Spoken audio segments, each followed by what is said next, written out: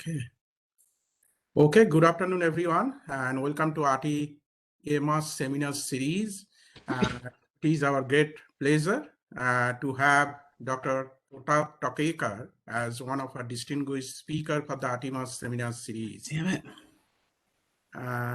The title of Dr. Tokekar's talk today is Risk-Aware Coordination between Aerial and Ground Robots. So Dr. Tokekar is an assistant professor currently in the Department of Computer Science at the University of Maryland. Prior to that, he was an assistant professor in the Department of Electrical and Computer Engineering at Virginia Tech from 2015 to 2019. And even before that, he was a postdoctoral researcher in the University of Pennsylvania. If you are not talking, please mute yourself. There is some noise. So Dr. Tokekar obtained his PhD in computer science from the University of Minnesota in 2014 and BTech degree. I can't hear anything. Why can't I hear anything? There are some noise. Let me see if we could mute everyone. Okay. Okay, sorry for the interruption. Let me continue. So Dr. Tokekar obtained his BTech degree in electronics and telecommunication from College of Engineering, India in 2008. And he is a recipient of the prestigious NSF Career Award in 2020 and SAIS Research Initiative Award in 2016.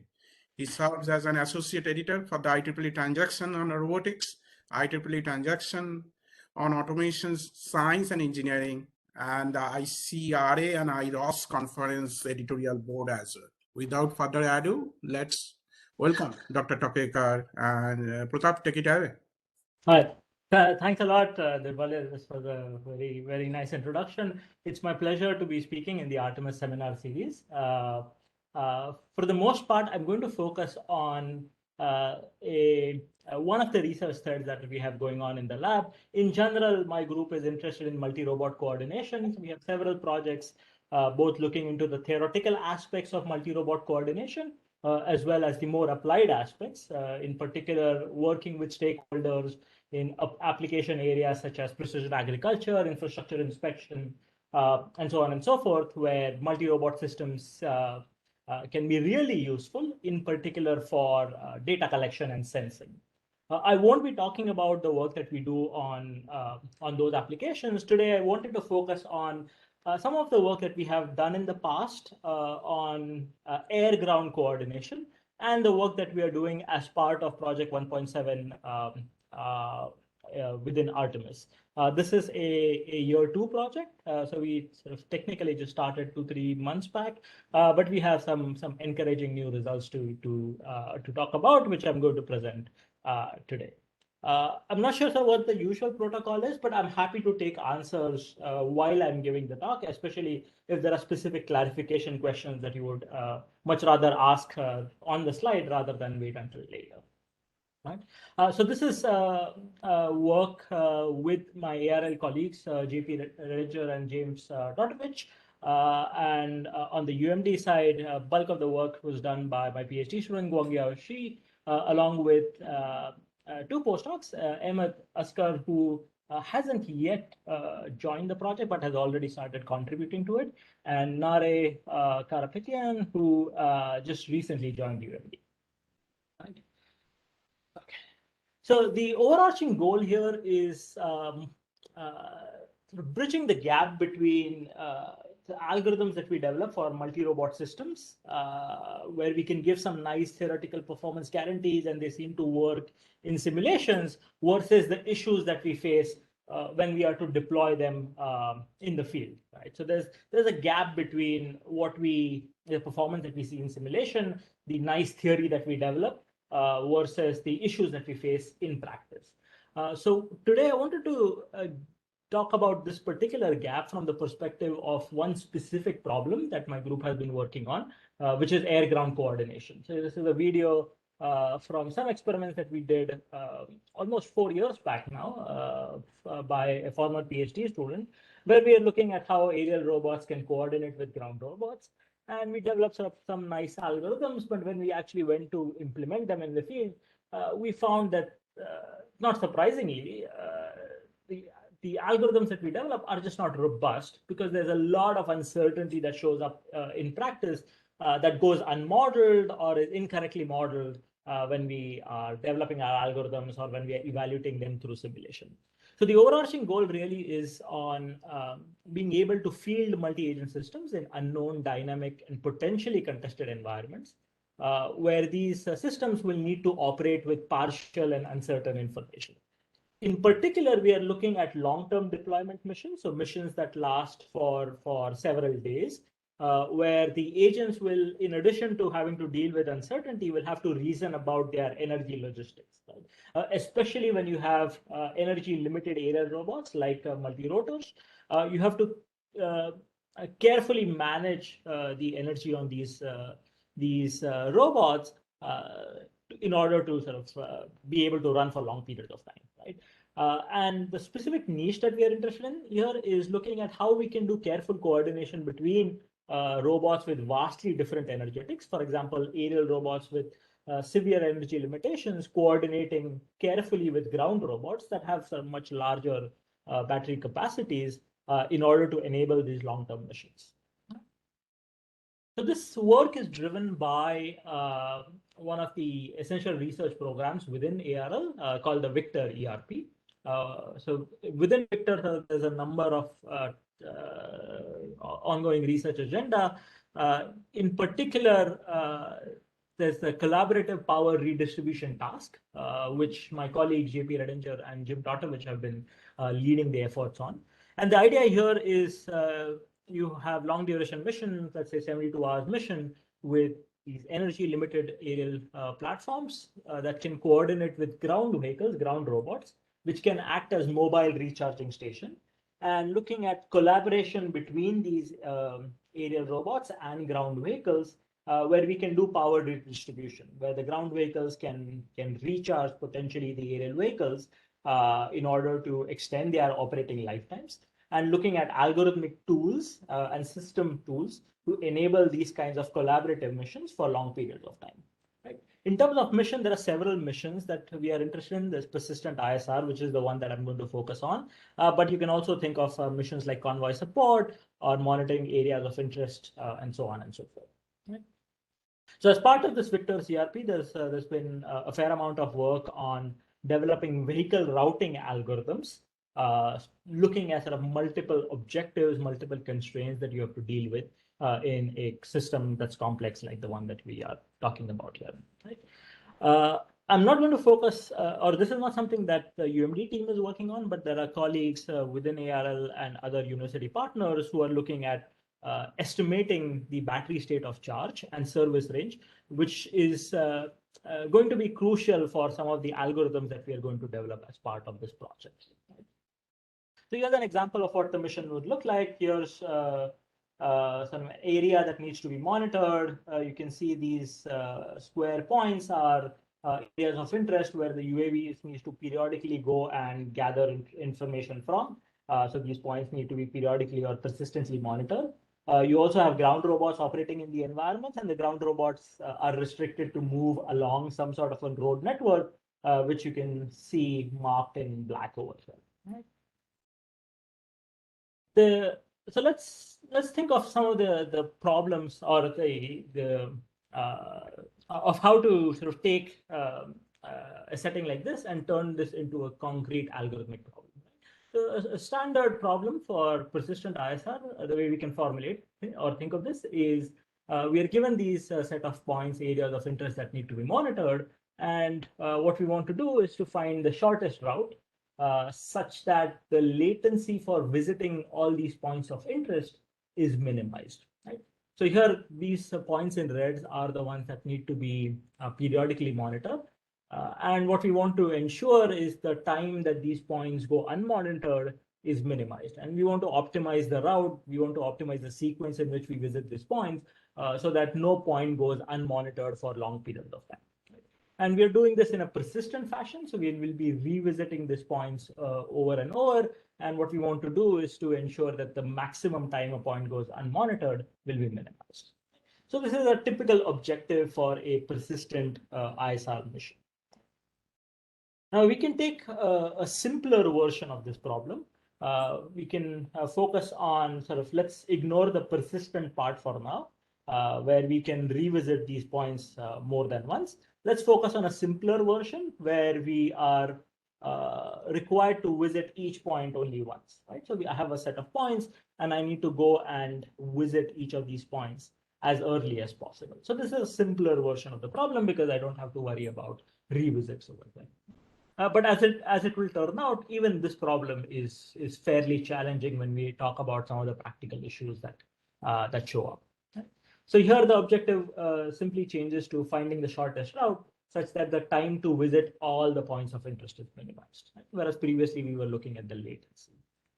Now, for those of you who are familiar with combinatorial optimization, will immediately say that this is nothing but a version of the traveling salesperson problem, right? TSP, this is one of the most famous combinatorial optimization problem. TSP in its graphical form is where we are given a graph and you want to find a minimum cost tour that visits each vertex on the graph exactly once. So here the optimization that you do is in terms of the sequence in which to visit these vertices so that the length of the total tour is minimized, right? And which in this case is equivalent to the time taken to monitor all the points. This is a classical NP-hard problem in the optimization version, but over the years, a number of both theoretical as well as practical solutions have been developed for TSP because it appears all the time in logistics and these kinds of missions. Right? Here's an example of what a TSP tour looks like that visits all 13,509 cities and towns in the US that have more than 500 residents. Right? And so the optimization here is in terms of the order in which to visit these vertices. Right? So for this mission, a simple starting point would be to find a TSP route that visits all of these red points. Right? Now, of course, let's talk about the practical issues that we'll have if you were to execute this mission. These points may be too far apart. And if you have a UAV with limited battery capacity, you may not be able to visit all the points on a single charge. Right?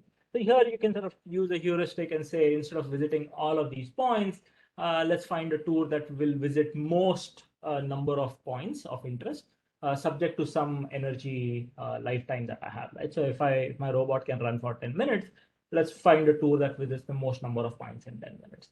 And this is a version of TSP called as orienteering. Again, a fairly well-studied problem. There's many algorithms for this which we can use. And here's an example of what the tool looks like. Now, for the kinds of problems that we are talking about, we are interested in collaborative multi-robot systems. So this is even before our collaboration with ARL started, with a PhD student of mine, Kevin Yu, back in 2016, we asked the question, what if the UAV was not operating on its own? What if the UAV also had a ground robot present in the environment? And what if this ground robot can support the mission of the UAV? So the UAV can autonomously land on the ground robot, as you are seeing in this video from some experiments that we did. And then the UAV can do two things. The UAV can, the UGV, the ground robot, can do two things. It can carry the UAV or mule the UAV physically to some other takeoff location. So you are essentially saving your battery capacity without having to fly between points that are very far apart, right? So you can fly a little, land on the ground robot, have the ground robot mule you to some new deployment location, and then take off from that location. Right? Or you can also have the UAV landing on the ground robot and the ground robot acting as a mobile recharging station. Right? Or you can do a combination of the two.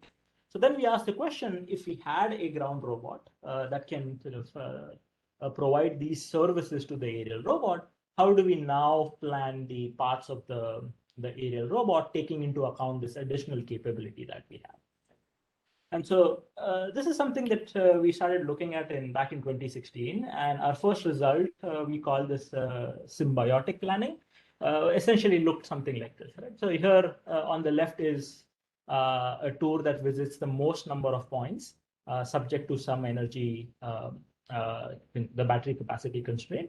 And on the right is the output that we are getting from our algorithm. Still has the same battery capacity constraint, except this time it can use the ground robot as a mule. And the way to interpret this figure is the solid red line is where the UAV is flying in the air, and the dashed blue line is where the ground robot is muling the aerial robot. And every time you have to take off and land, you're still paying some energy cost. So it's not necessarily optimal to always use the ground robot. You have to sort of carefully choose which points to cluster to ensure that you are optimized, sort of you are in the right point in this trade-off space. And we showed sort of how to model this kind of a system, and then designed an algorithm that works pretty well in practice, but also we can prove in theory will be is essentially the best we can do under some technical assumptions. So this is back in 2016. Then in that work, we assumed that the UGV was only acting as a mule, but couldn't recharge the UAV. With Kevin, then we looked at the question, what if the UAV could be recharged by the ground robot while it's also being muled? This requires sort of taking in more input parameters. So now you need to take into account the recharging rate. You need to take into account the relative speeds between the UAV, UGV, etc., etc. Right? But then we sort of showed how to do this kind of optimization where you can sort of recharge the UAV. So here you see Kevin is swapping the battery because we didn't have like a contact-based recharging station. So here Kevin is acting as the recharging here. But essentially, again, if you are going to swap the batteries, we still take into account the time taken to swap the batteries. Right? And so now the output here is telling you sort of not only which points to visit in what order, but also when to land and when to recharge based on the remaining state of charge of the UAV.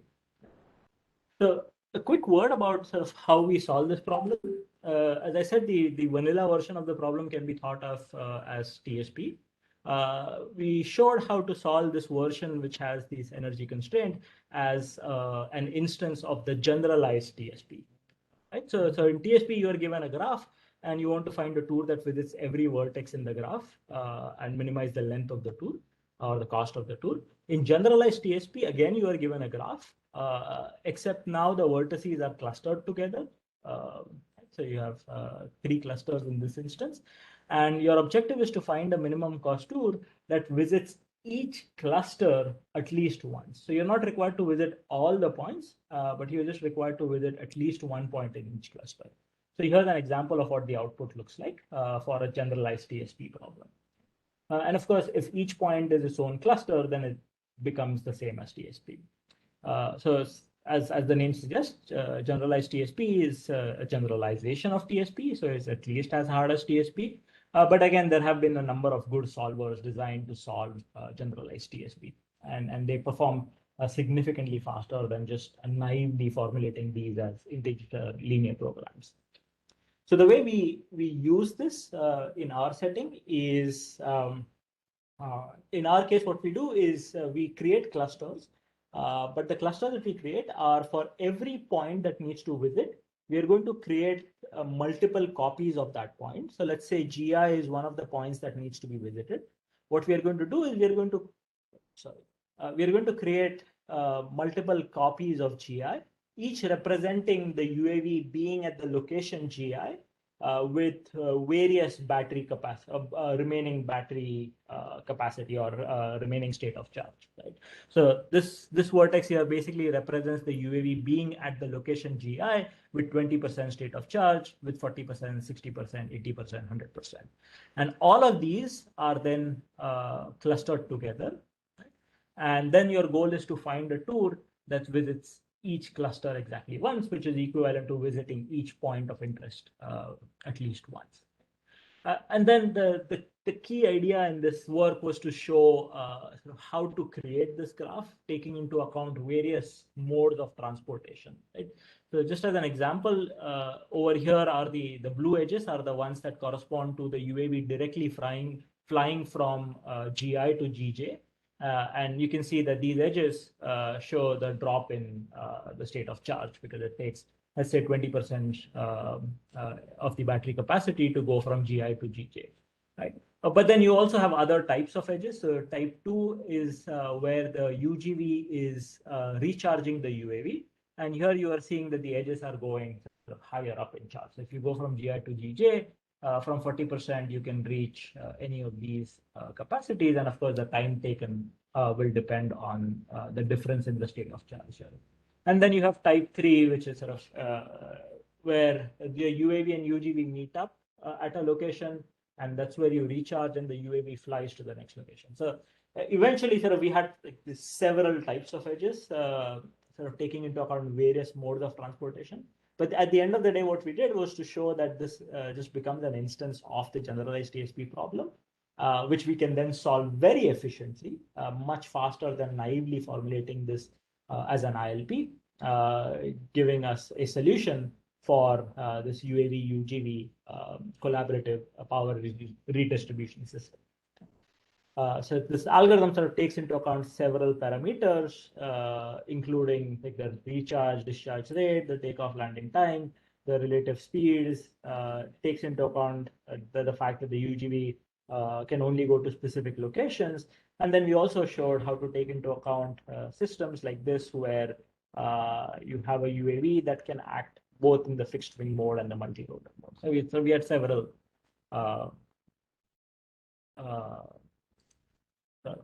several versions of the algorithm. And then we sort of also extended this to the case where instead of visiting points, you had areas that need to be covered. So this is sort of doing coverage of areas of interest. Again, the UAV UGV system, in a little bit, you will see the UAV will autonomously land on the ground robot over here. The autonomous landing, by the way, sort of is based on some IR beacons that are placed on the ground robot and an IR camera that's downward facing on the aerial robot. And then this is another version where, as I said, you can have the UAV act in the fixed wing mode and the multi-rotor mode. So it takes off in the multi-rotor mode, so it can take off vertically, and then it can transition to the fixed wing mode, which is much more energy efficient once it's up in the air. And the algorithm sort of also takes into account the fact that you can switch between the modes and tells you which mode you should be operating in. And then we also show that the same kind of algorithm can also be used where your missions are not just visiting points, but are more complex.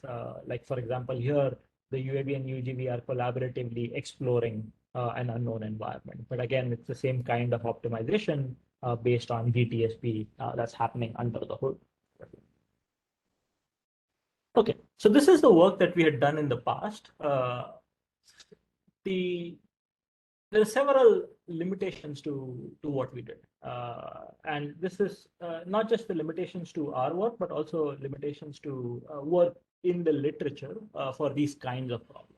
Right? These problems are sort of significantly hard combinatorial optimization problems. So even in the deterministic case, even when you're solving for a short-term mission, the problems are still algorithmically challenging. But of course, if you make several assumptions, your gap between what you see in theory and what you see in practice increases. Right? So in particular, for example, existing work, our work, and sort of work done by others focuses only on shorter term missions. Right? So focuses only on missions where the UAV just needs to visit each point once. But doesn't really talk about persistent missions that go on for long periods of time, especially in the case where you have robots with limited energy capacities. Right? But more importantly, existing works makes a critical assumption that all system parameters that I talked about are known exactly and are deterministic. Right? So even in this graph that I showed you, we were making the assumption that my discharge rate essentially is deterministic and known to me. So if I'm going from GI to GJ, my state of charge is going to decrease by 20% all the time, which is sort of highly impractical, especially for small multi-rotor systems. Right? It depends on the environmental conditions. If it's an especially windy day, it might take you more or less than what you thought in terms of the energy to go from point A to point B. But even like other things like terrain conditions, recharging rate, etc., could be stochastic. Right? So as part of the ArtIAMAS project, what we wanted to do was to focus on how to deal with uncertainty in these kinds of systems. Right? So we wanted to bring in a risk-aware optimization approach rather than just pretending that these are deterministic problems and solving them exactly using some nominal parameters. So what we wanted to look at is if we have uncertainty, and that uncertainty is going to affect our system when we deploy them, can we come up with policies that are robust to this uncertainty? Right? And then we also wanted to use these algorithms that we developed to do a systematic study of how uncertainty in specific components of the system can affect the entire team. Right? So for example, if I can estimate my state of charge within plus or minus 5%, how does that affect the overall success probability of my mission? Or if I add 2 more robots to my system, how does that affect the probability of my system? Right? So using the algorithms that we developed for this kind of multi-robot coordination, risk-aware multi-robot coordination as tools to do a more system-level analysis. So that's sort of the overarching goal of our ArtIAMAS project. In the remaining part of my talk, I'm going to describe some of the work that we are doing, some of our ongoing work and early results that we have along this front. But if there are any questions up until now, I'm happy to answer them. Thank you, Pratap. Any questions from anyone? Yeah, this is Derek here, Pratap. I have a question about the generalized approach. Would it be suitable, or do you have any suggestions for a variation in which the sites that you have to visit are moving and your prediction of their motion is uncertain? Yeah, that's a very good question, and this is something that we have thought about, and I think like we can talk offline more about this. But we had looked at versions of. So there are two sort of ways of thinking of this. One is to think of these as, for example, mobile TSP versions or kinematic TSP, or kinetic TSP problems where you sort of know how these sites are going to move, and you still want to find a tool to go and image this. And we thought of this in the context of surveillance/monitoring, where you have assets that are or targets that are moving on the ground. You sort of know where they're going to move, but you need to periodically visit them to gather more information. So there are some versions that can handle this kind of mobile sites, and we can chat more about it offline. The other version, which I think is very interesting, is where these targets are moving, but you have uncertainty over where the targets are. So not only so now you're not just visiting a point or visiting a mobile or intercepting a mobile point, but rather like you have to do some sort of search operation when you have to go to that location. And there's been some work, but not as much for this version of the problem. So there's some work that talks about sort of a two-level approach where you first find, in some sense, the order in which you want to go and search these targets, and then a lower level optimization, which finds the search patterns for each of these targets based on the representation of the uncertainty that you have. So like doing, for example, spirals, etc., or sort of more information theoretic search, looking for specific targets. So there's some work along that front, but there's a lot more that one can do. Okay, thank you, Pratap. Pratap, I have a quick question. I was thinking one of your example where the aerial system is landing on the ground vehicles and again taking off. So basically the ground robot has to follow the aerial vehicle, right? So sometimes that's a research challenge actually, how you make the ground vehicle to follow the aerial system. Are you doing it manually for the time being, or? Yeah, so there's a lot I think that can and should be done there. So right now, at least in the videos that I showed, the aerial and the ground vehicle know where they need to rendezvous together. So when you take off, you know where you are both going to rendezvous to land. In practice, at least the way our implementation worked is, of course, like the robots are not going to be exactly where you thought they are going to be. So we had sort of two sort of routines. One is when you get within the vicinity where you can establish communication with each other, you report your GPS locations to each other.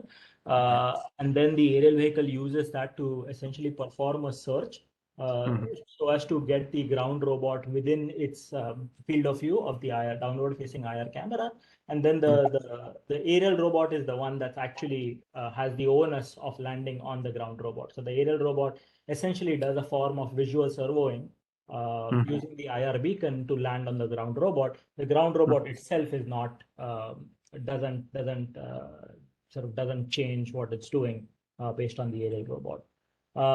There's a collaborator at ARL have a version of this where the aerial robot. So in our case, we had the ground robot stationary whenever there was a landing operation.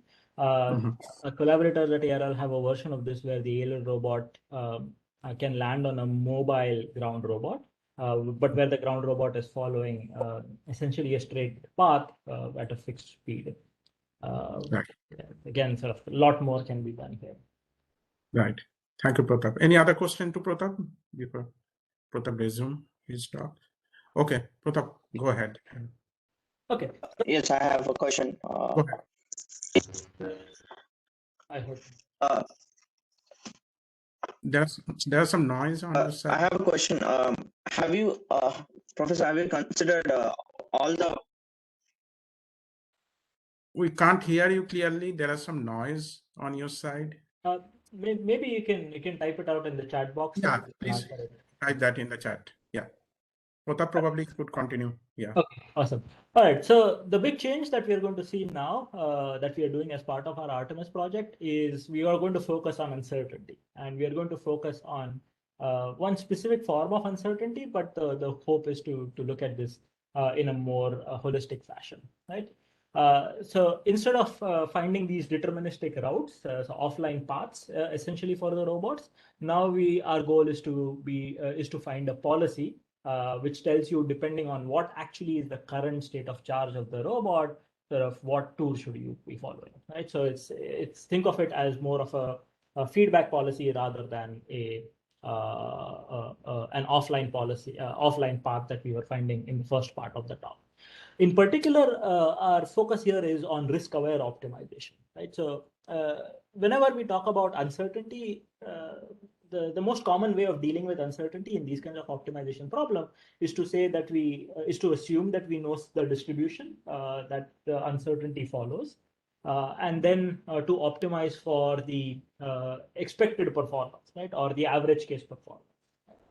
Which works in many settings, and it makes your life easy, especially if you assume that your uncertainty is Gaussian and so on and so forth. Many of these problems boil down to sort of deterministic problems if you just take the expected case. So it's great for actually sort of solving the problems, but perhaps isn't a desirable solution. So let me give you an example, right? Let's say you have a solution where it is the optimal strategy in the expected sense, in the average sense. But the strategy 50% of the time works really, really well, like very, very well. But 50% of the times works very, very poorly. On an average, the strategy is still doing better than all the other strategies, right? So if you just care about expected performance, you will choose this strategy. But then by choosing the strategy, you are essentially accepting the fact that 50% of the times you're going to do very poorly. So if you care about like fielding the system. My argument is that perhaps expected case optimization is not always what you should be looking at. Or if you're sort of doing expected case optimization, you need to revisit this choice. Right?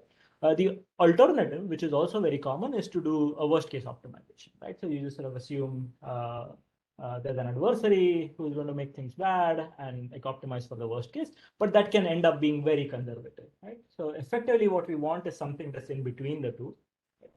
So the underlying hypothesis in our work is that planners that specifically take into account risk, and we'll talk about what ways of measuring risk, can lead to more robust performance outcomes in practice compared to risk neutral, that is expected case planners, or conservative planners that optimize for the worst case. Right? So if you care about robustness in terms of practical performance, then you should care about some risk metric that you optimize. Right? There are several options for measuring risk in performance. In the past, we've looked at things like conditional value at risk. So the idea here essentially is you look at the distribution that you see over here. You have a parameter called alpha, right? And alpha essentially or in conditional value at risk, essentially what you're doing is you are looking at the worst alpha percentile of the cases, and you are optimizing your performance in this worst alpha percentile cases. Right? So when alpha is equal to 1 or 100%, then that's the same as your expected case analysis. When alpha is very, very close to 0, so you're looking almost at the very tail of your distribution, that's essentially the same as your worst case min-max optimization. But now you have a user-defined parameter alpha that can allow you to choose between or within the spectrum of risk neutral versus conservative. Right? So we've done some work in the past. The approach that we're taking now is more in the spirit of chance constraint optimization. So here, essentially what you're saying is you want to optimize some objective subject to the constraint that the probability that things go bad or things fail is bounded by some value. And I'll talk a little bit more about how we do that. So let me just sort of describe the problem setup once more that we are specifically looking at as part of our ArtIAMAS project. So we have, again, a set of points marked in red over here that need to be monitored by an energy limited UAV. In this case, the uncertainty that we are looking at is the uncertainty in the energy consumption of the UAV, right? So now, instead of assuming that we know exactly how much the state of charge is going to change when I go from one point to another, now we say we have a distribution over what the state of charge would be after you go from point A to point B. And we are assuming here that the distribution itself is known, but we don't know which sample from this distribution will be drawn on any given day. Right? We have a ground robot as before, which can act as a mobile recharging station. And the ground robot is essentially restricted to move on the road network. And then our goal is to design a risk-aware policy. So let's see what this policy needs to provide, right? So there's several things that the policy needs to provide as output. The input is a set of points, like you see in the figure on the right top over here. One of the outputs from the policy should be the order in which to visit, the UAV should visit all of these points. This is something that we were doing in previously. Right? So that's one of the outputs. The other output is when should the UAV recharge, right? And then when the UAV decides to recharge, where should the UAV and the ground robot meet in order for the recharge operation to happen, right? So as an example, you'll see here on point 4. So when the UAV visits this location 4, this is when the UAV decides to recharge. But in order to recharge, what it does is it goes to this location that's marked by star over here. And this is where it meets the ground robot. And this is where the recharging operation happens. And then the UAV takes off from that location and gets to its next point that it needs to monitor, right? So essentially, the outputs here are the order in which these points needs to be monitored by the UAV. So essentially routes for the UAV and the corresponding route for the ground robot. And then decisions along this route when the recharging should happen and where the recharging should happen. And in terms of objectives, we now have two objectives. One is your actual mission objective, which could be latency in a persistent mission, or it could just be the total time to visit all the sites if you just want to visit them once. So there are sort of several objectives that that you care about at the mission level. But then you also care about risk here, right? And in our case specifically, we are interested in guaranteeing that whatever policy we find should ensure that the probability that the mission will fail, in this case because the robots run out of charge, is going to be below some user-defined threshold. So user says, I have 5%, I'm okay with 5% risk, which means your mission should succeed with at least 95% probability, and then you should optimize the mission objective here. Right?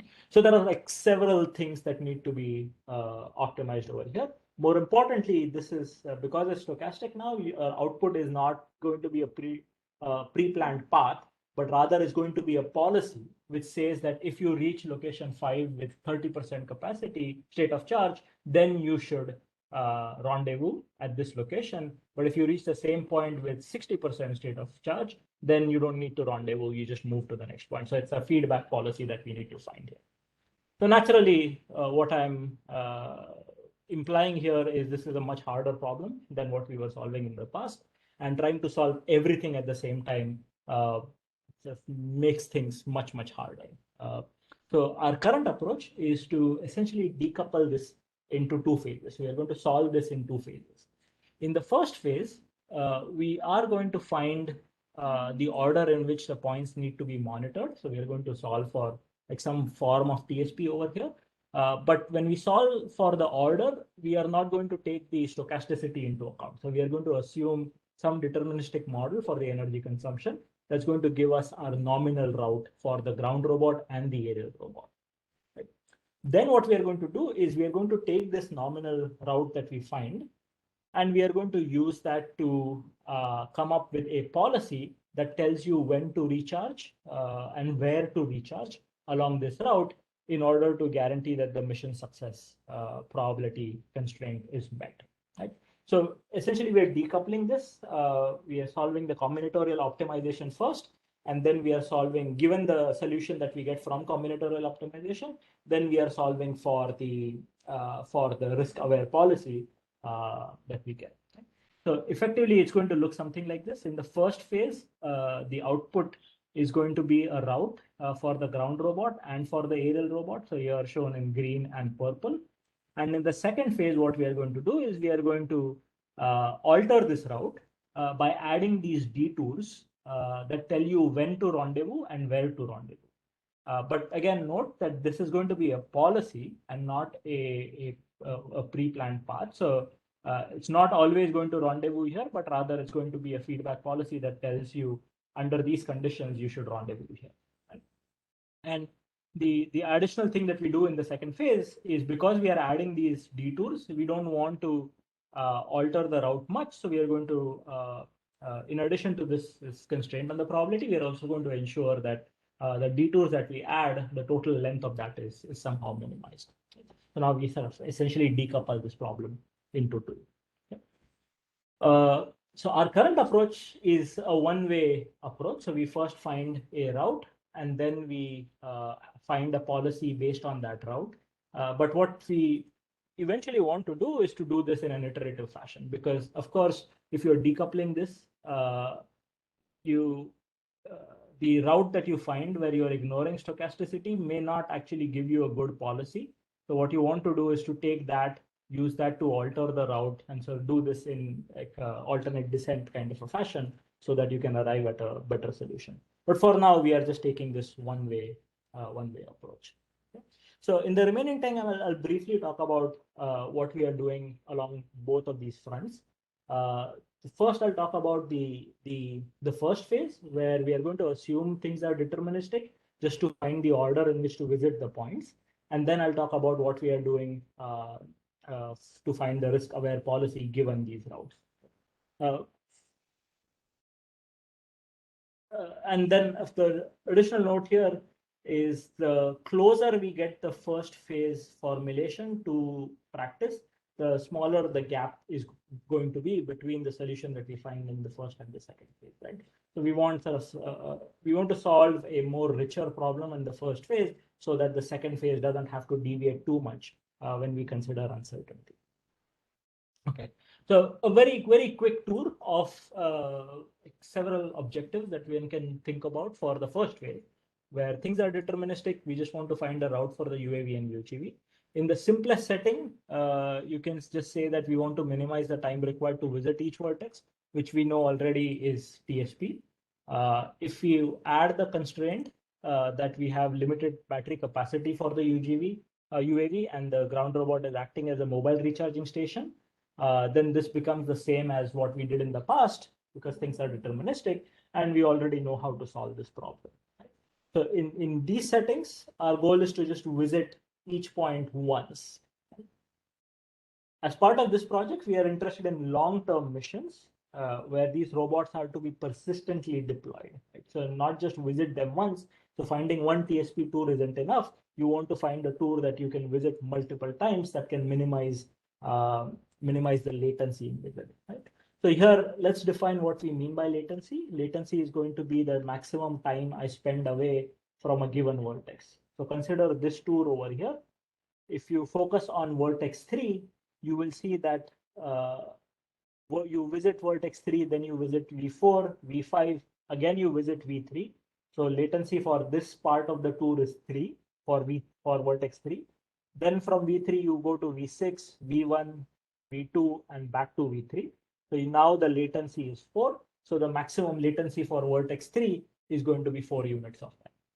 And so this way we can define the latency for all the vertices. So there are several objectives one can look at. Here, let's say I not only have these vertices that I need to visit, but I also have some weight that tells me how important each vertex is. So as my objective, I can look at the weighted latency, and I can maximize the weighted latency. I can maximize the square of the weighted latency. So the square effectively penalizes longer latencies even more. I can maximize for the average latency over all the nodes and so on and so forth. Right? So there are several objectives here. I'm not going to go into the details, but some of these problems are already known in the literature. So for example, if you want to maximize just the min-max latency, if all the vertex weights are equal, then your TSP solution is optimal. If the vertex weights are not equal, then there's some work back in 2014 that already gives us a good approximation algorithm. I'll skip this. What we found is this also applies when you use the squared latency objective. So you square the latencies so that you penalize longer waits even more. And even in this case, it was not too hard to show that TSP will still give you the optimal solution when the vertex weights are equal.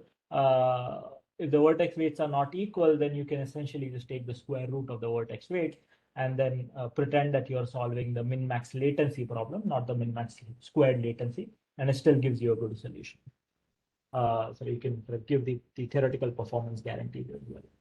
The average latency is a little complicated. It's easy to see that TSP is not necessarily optimal, even when the vertex weights are equal. So for example, here, if the TSP solution is going to go from A to B, B to C, and C to A. But this solution has a higher cost than a solution that goes from A to B, B to C, C to B, B to A to B, B to C, and so on and so forth. So you're essentially halving the latency of vertex P and thereby reducing the average latency. So this case is still uncertain. So this is still work in progress. We are still sort of looking at various versions of this. If we just have to monitor each point once, our prior work already gives us a good solution. If we care about persistent monitoring, some versions of the problem we have a solution. Some versions we are still taking a closer look. So I just wanted to give you an overview of the work that we are doing for the first phase. where we are finding a nominal route for the UAV and the UGV. I think the more interesting part of this is what do we do once we have this nominal route? And this is where the risk-aware policy comes in. This is where we are going to take into account the uncertainty and the stochasticity in the system. So let's look at that part of the problem. So now, after the first phase, I have a nominal route for the UAV and the UGV. This time around, what I want to do is I want to take into account the stochastic energy consumption model and the battery capacity for the UAV. And I want to find a policy for the UAV that decides when and where to rendezvous with the ground robot for recharging, such that the total travel time is minimized and the probability of mission success is above a threshold or the probability of failure is below a threshold. So effectively, you can think of this as we are given these green and the purple tours, and we want to alter these tours by adding these rendezvous decisions that tell us where to rendezvous and when to rendezvous, taking into account the stochastic energy consumption model, such that we balance the travel time and the probability of failure. And you can sort of immediately see the trade-off here, right? I can choose to rendezvous every time, right? So every time I visit one of these nodes for the UAV, I can choose to go meet the UGV rendezvous and come back.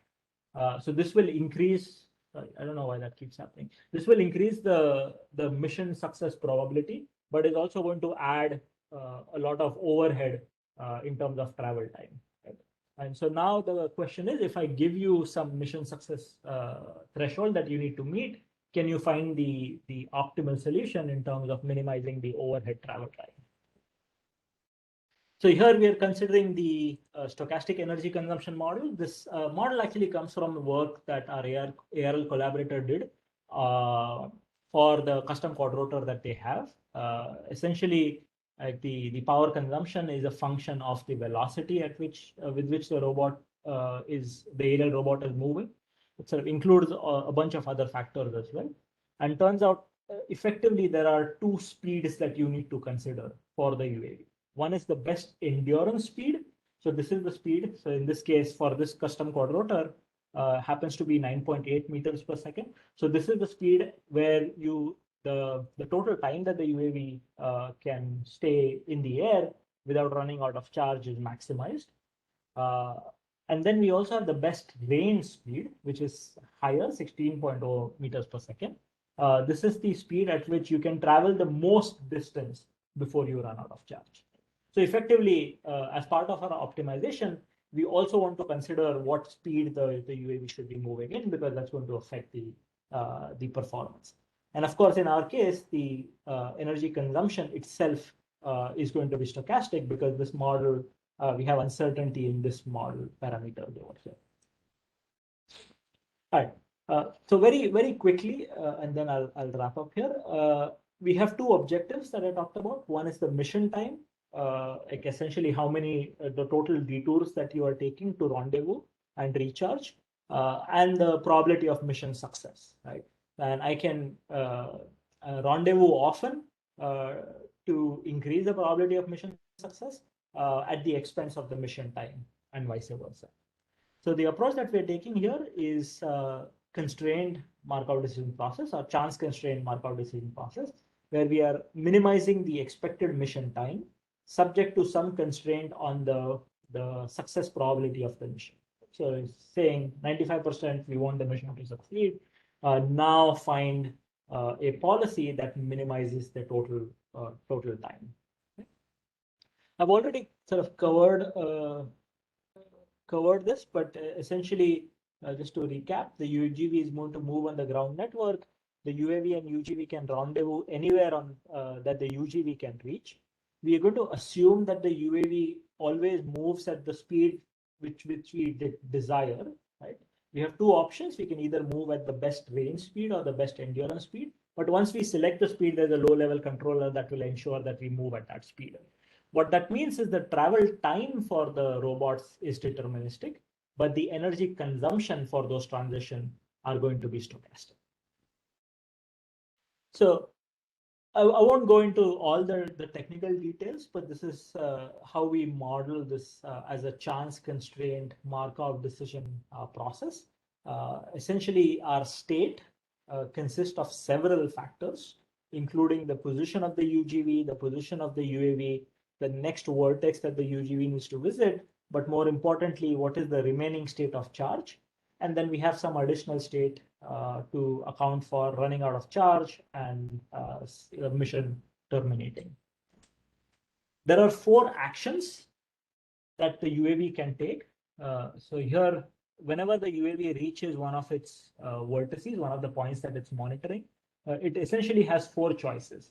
It can either move to the next point on its route. So if it's here, it can move to the next point on its route using the best range speed or the best endurance speed, or it can choose to rendezvous with the ground robot.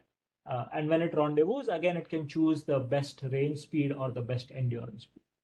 So our policy essentially is going to tell us sort of which of these 4 actions to choose. And then our transition function itself is stochastic because the energy consumption is stochastic. So every time we take an action, we are going to end up in a new position. We know what the position is, but we don't know what the state of charge at that location. So we have some distribution over the next states. The cost of an action is just the time required for that action. And so our problem now is to minimize the total cost, which is the total time, subject to the constraint that the probability that with which we fail is bounded by some user-defined parameter delta. So policy effectively is going to choose from these 4 actions at every task mode. And essentially, everything here is deterministic except for the state of charge. So effectively, what this is doing is if you are in the specific, the UAV, UGV are in specific positions, given the state of charge, should you rendezvous or not? And if you choose to rendezvous, where should you rendezvous? That's what the policy is solving for. The rendezvous process itself requires solving an optimization problem. So we have a subroutine that tells us, given that the UGV and UAV are at these locations, what's the best location for them to rendezvous? And that itself is an optimization problem, but we have a search method to find the optimal solution. So as far as the MDP is concerned, we can just treat this as an abstract action. This is more details of how this is solved. We take this chance constraint optimization problem and turn it into a constrained Markov decision process. The details are not important, but the punchline here is that this specific version of the optimization problem is something that can be solved optimally in polynomial time with linear programming. Right? So it's not even integer programming. We can solve it optimally with linear programming. And sort of this is what the linear program is. I won't go into the details, but I'll just show a few examples of what the solution looks like. So here's an example of the output that we get for the input on the left over here. So here you can see the green edges are where the UAV is flying with the best range speed. Then when it gets to vertex 4, for a specific state of charge, the best solution is to rendezvous with the ground robot at this location that's marked in star using the best range speed. Then continue along the tour and then again rendezvous at vertex at this location marked by star. Continue along the tour, rendezvous again, continue along, rendezvous again. And as you see, sort of it rendezvous more often over here because the points are more spread out. So there is a higher risk if you don't rendezvous before you go to the next point, you may run out of charge. Pratap, if I can interrupt you, we are a little over the time, so we have to wrap up. Yeah, I'll wrap up in 2 minutes. I'll just show some more qualitative examples. So this is the important point here is we are just varying the relative speeds of the robot, and the takeaway message, as one would expect, is if the UAV and UGV are slower, then they have to rendezvous more often because the UAV is slower, so it's going to consume a lot more energy going from one point to another, so it ends up rendezvousing more often. If it's faster, then it doesn't need to rendezvous as often. Here's an example where we are changing the the user-defined probability threshold. And if the threshold is 0.01, which means sort of you're very strict, you want the mission to succeed with 99.99% probability, you see that we end up rendezvousing more often. On the other extreme here, we only say you can succeed with 50% probability. It's fine if you fail 50% of the time, and you'll see that we end up rendezvousing less often over here, right? So there's a nice trade-off in terms of the rendezvous time and the probability, right? We have some comparisons with baseline approaches, including a greedy approach. And the important thing here is to focus on the last part, which is success probability. And we see that greedy can give you sort of comparable solutions in terms of time, but the success probability would be much lower with a greedy approach, whereas we can give specific guarantees on what the success probability looks like. And this is just an example of what happens if we change the risk threshold. If we allow for more failure probability, the expected mission time will go down, because of course you become more aggressive. So if you succeed, you'll end up doing it faster, but there's of course a higher probability that you will save. So this is sort of where I'll just wrap up. There's like several, this is very promising, I think, but there's several avenues that we are working on. I think the most important thing here is instead of finding a route and then optimizing for the policy, we really need to do both of these in sort of an iterative fashion. And that's something that we are actively thinking about.